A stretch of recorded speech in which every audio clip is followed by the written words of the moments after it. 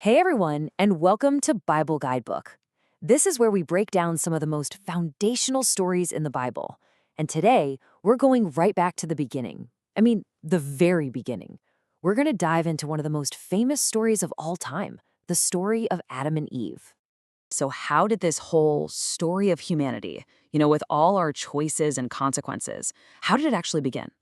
Well, this ancient story from the book of Genesis really sets the stage for everything that comes after.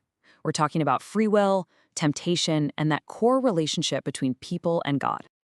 Okay, so let's jump in. To really get what happens later, you've got to picture how things started. We're talking about a perfect beginning, a world with absolutely no sorrow, no shame, just total harmony. So, according to Genesis, God creates everything in 6 days, right? He creates the heavens and the earth, the light, the water, all the plants and animals, the whole shebang. And then, as the grand finale, the absolute pinnacle of all this creation, he makes humankind in his very own image. And this first human, Adam, gets this incredible home, the Garden of Eden. Just picture it. The Bible describes it as a literal paradise, totally lush and beautiful, with every kind of food you could imagine. It was perfect.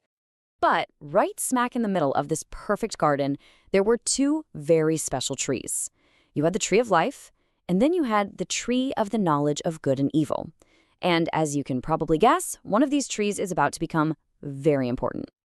This is where we get to the one rule, the one don't in a world full of do's. We're talking about the forbidden knowledge. And look, God's instruction to Adam was super clear. He said, you can eat from any tree in this whole garden, just not this one, not the tree of the knowledge of good and evil, because the day you eat from it, you will surely die. And we're not just talking about physical death here, but a spiritual separation, being cut off from God, the source of life itself. So to complete this perfect picture, God decides Adam shouldn't be alone. He creates Eve from Adam's own side to be his companion, his equal. And together they just lived in total innocence, no fear, no shame, just walking and talking with God in this amazing garden. But you know how stories go. This perfect peace wasn't going to last.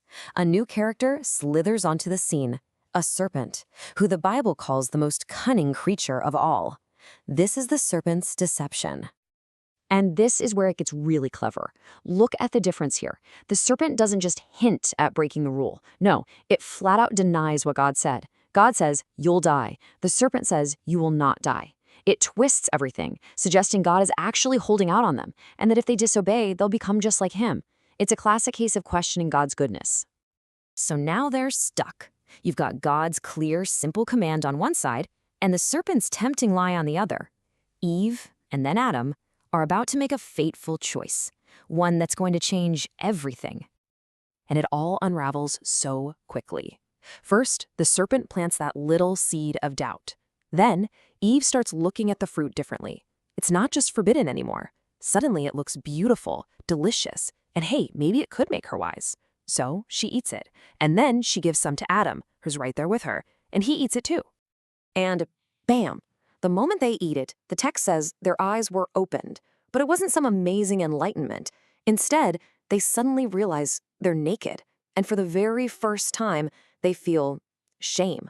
Their innocence is just gone, and their first reaction isn't to run to God, it's to run away from him and hide. And that one act of disobedience, it changes everything. It leads to this heartbreaking confrontation with God. And just like that, the perfect world they knew is gone. Paradise is lost. And you hear God walking in the garden, and he calls out, Adam, where are you? Now, of course, God knows where he is physically. This is a question of the heart. It's like he's saying, where did you go? What happened to us? What happened to the connection we had? So, after the whole story comes out, the consequences are laid out, and man, they are severe. Life is going to be hard now. Pain, toil, hard work just to survive. That's the new reality. That original warning about death, well, now physical death becomes a part of the human experience. And to top it all off, they are kicked out of the Garden of Eden. And just to make it final, the way back was sealed. God placed angels with flaming swords to guard the path to the tree of life. Why? To keep them from eating from it and living forever in this new broken state. The separation was complete. Okay, so after all that, what's the lesson here? What's the point of this incredibly powerful and ancient story? Let's break down some of the key themes. Well, first and foremost, it's about free will, that incredible power we have to choose. It's also about temptation, right? Facing these choices that look good but promise something false. It all boils down to obedience to God, which was the foundation of their life in paradise. And finally, it introduces the idea of sin, not just as breaking a rule, but as something that breaks our relationship with God. And look, this isn't just some dusty old story. Think about it. We all have these moments, right? We face a choice where one path is easy or tempting, but we know deep down it's not the right one. This story is just a huge reminder that our choices really, really matter. They have real consequences. So it really leaves us with this big, lingering question. What does this power of free will truly cost?